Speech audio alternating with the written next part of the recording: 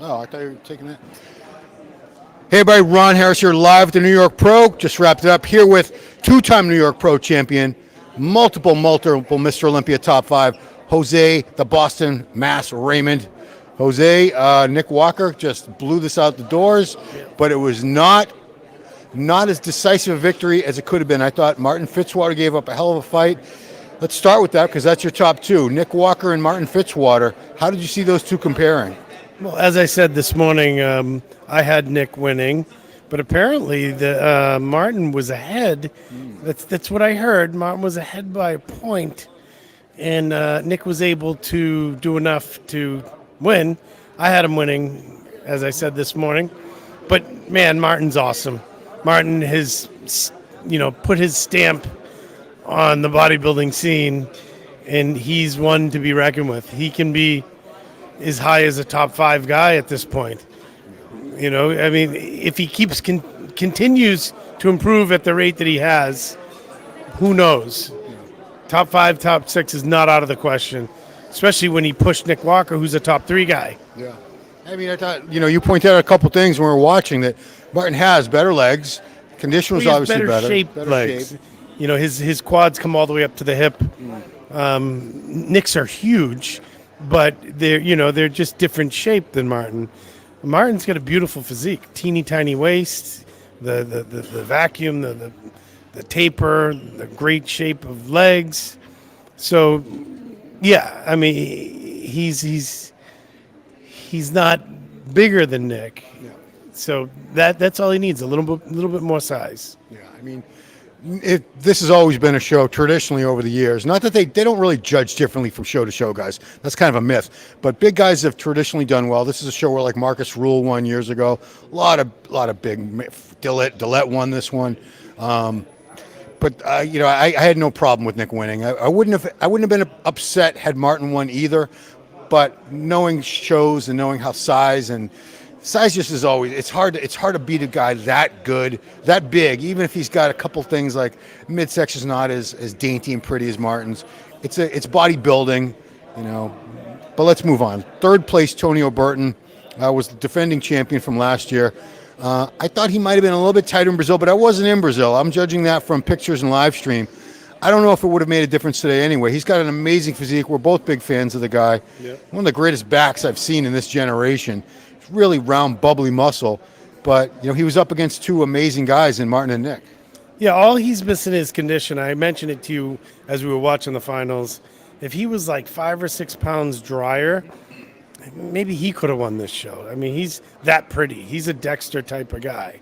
And I've heard rumors that when Dexter won the Olympia, he was somewhere around 208 pounds. Really? He wasn't the 230 pounds that people think.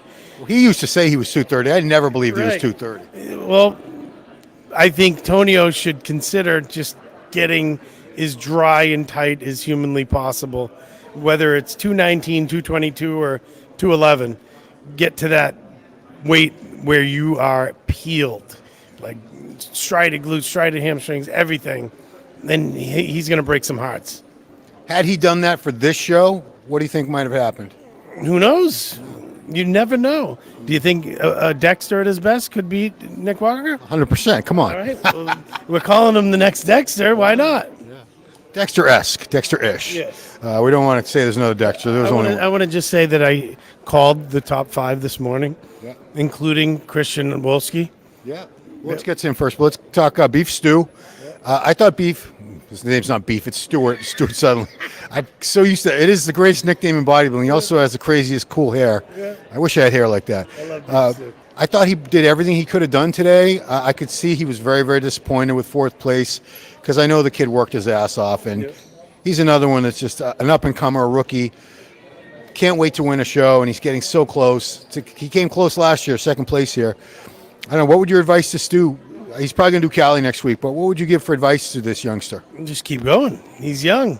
Keep going. None of us won our first, pro show or second or third. Very few people win right out of the gate. Right. He's just got to keep going. He's doing awesome. He looks great. In a lineup like this to be 4th place, that's awesome. He should be happy. I know he's disappointed, and I like that because he's a champion and he wants to win. And that's what's going to make him hungry, and that's what's going to make him go back to the drawing board and get better. I mean, we've said it, we've seen it. So losing sometimes is the best thing can happen because it just lights that fire even brighter. They come back. So many people will use that as fuel and come back way better next time. And beef stew, we're rooting for you to do that. So Christian Wolski from Poland, one of the surprises of the show.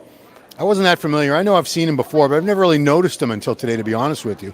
The kid's really well put together. He's not missing a damn thing. I never even heard of him, but when I saw him this morning at prejudging, he stuck out to me. He had great shape. The shape of his legs were great. His condition was great. You know, he can add a little bit of tissue, but he looked awesome. He stood out in that lineup, so he belonged in top 5, and I called it today. Yeah, and he pulled ahead because he wasn't in that first call out. Angel was, but then there was a second group where they compared him, and Angel. He leapfrogged over Angel, and rightfully so. Angel called around Frias. Let's give him his props. The guy was thick, dense, conditioned. He's just dealing with a structure that's not ideal, but the guy's done everything he can do with that structure. Yeah, he's awesome. He's a 212 guy. He's probably 5'2", 5'3", and he stood out in the lineup enough to be, initially they put him in the middle of that second call out, and his only thing is he's got to work on that midsection with the ab and thigh, holding that all together. Being so thick at that height, it's unavoidable to look a little thick in the midsection. He does not need to get any bigger whatsoever. Oh, no. Just keep working the legs and just refine. So going from someone who doesn't need to get any bigger for their height to the opposite issue, Quentin Uria. I still am a huge fan of this guy's physique. I just see potential. He's doing it slowly. He's adding the tissue slowly. We've seen him rise up. I mean, when I saw that kid make his pro debut, he almost went classic because he was so close to the weight anyway. He's another tall guy. I believe he's 6'2". You can see the limbs are so long on him. It's taking a while to fill out. But again, what would your advice be to him? Because definitely potential for him to do very well in the future. Well, as your son said when he came out, he had the most aesthetic physique in the lineup. He stands out. He's got crazy taper, small waist, great legs. Another young guy. That's all. Just time. It takes a long time to fill out all that real estate. He's really tall, long arms, long legs. But I liked, even though some people may argue this wasn't an improvement, it was, because his condition is the best that we've seen on him, and he's going to continue to get better. He's a lifer. The guy's been into it for a while, and he's still very young. He's going to get better, and I wouldn't be surprised if he starts winning shows soon. I mean, if you compare him to someone, I would say Andrew Jack is probably the closest structurally and all that to him. Do you see that potential in him where he could do as well as Andrew in the future? Yeah, I mean, he's probably 10 or 12 years younger than Andrew. Yeah, that's true. So, yeah, I could definitely see it. One last guy I want to talk about that was in that second call out, Tim Budish. It's Budisheim because he had a little voiceover in his posing routine that gave us the correct pronunciation from Germany. He was here a couple of years ago. I've seen him before, but he mostly competes in Europe. He's been getting larger these past couple of years. I want to see a little more back on him, but I thought he brought a really good package. A lot of dense, thick, grainy, striated muscle. Yeah, I've liked him for a few years now. He's been impressive in his last few outings. He's a little bit more size, a little more back. He's kind of got a wide waist, a little bit. It's not like uncontrollable, but he's a white guy. He's got the white guy hips. Jose said that, not me. Yeah. But and I'm much whiter than Jose. So Nick Walker, obviously next stops, he's going to be shutting it down to the Olympia. This guy wants to win the Olympia badly. He's so intense, such a fierce competitor. Some people hate it. Some people say he's arrogant. Some people love it. They love the confidence. I guess it's one of those guys, he's polarizing. You either love him or you hate Nick. But I love him. I love him. Yeah, I mean, I think he's one of those guys that really lives, breathes, eats, sleeps, and shits bodybuilding 24/7. As two lifers like us, I mean, we respect the hell out of that. What would you do if you were him and Matt? What would your focus be to win this Olympia this year?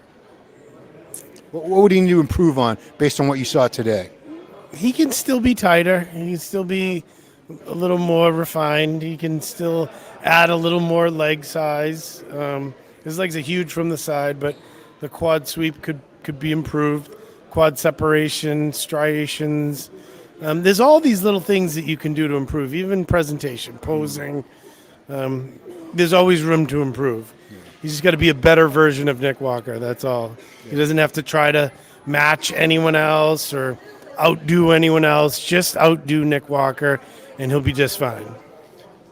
I'm going to get real specific about quad sweep. Because have you ever seen somebody dramatically improve quad sweep? Because, we talk about targeting with certain ways of training, foot stances. You've been around many, many years. You've seen people who needed quad sweep. Have you ever personally seen people improve it? I think I have.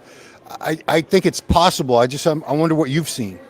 Yeah, I think he can. I think the injury that he had last year affected his ability to go full force with training for a few months, and those few months could have held him back a little bit.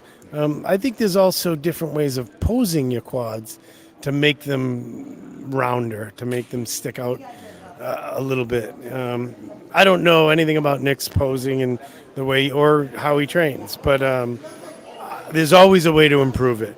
Now, will he make it like Tom Platz? No, I doubt it, but there's always a way to improve. Yeah. I mean, he doesn't need to. He just needs a little more thigh sweep because that upper body is just so massive, so thick. Yeah. He's one of the biggest. If you're a mass fan, a fan of that type of physique, the Herculean look, the Jose type of physique, Nick's your man. So, all right, guys. Well, that is going to wrap it up. Thank you so much, Jose Raymond, for coming down and doing this with me. Appreciate it. For the Ron Harris Muscle channel, growing channel. Guys, help me out. Subscribe, like, share, do all that good stuff. Turn notifications. Appreciate each and every one of you that watch this. Special shout out to Jen Gerizi back home in Long Island, not that far away from here. Manning the StreamYard, doing all that, loading clips. Thank you so much, Jen. And my son Christian behind the camera. His first pro show. He had a great time, and he did a spectacular job. So that's it, guys. 2024 New York Pro is a wrap. Nick Walker is your two-time champion. For Jose Raymond and Ron Harris, thanks for watching. Well done, Ron. Yeah.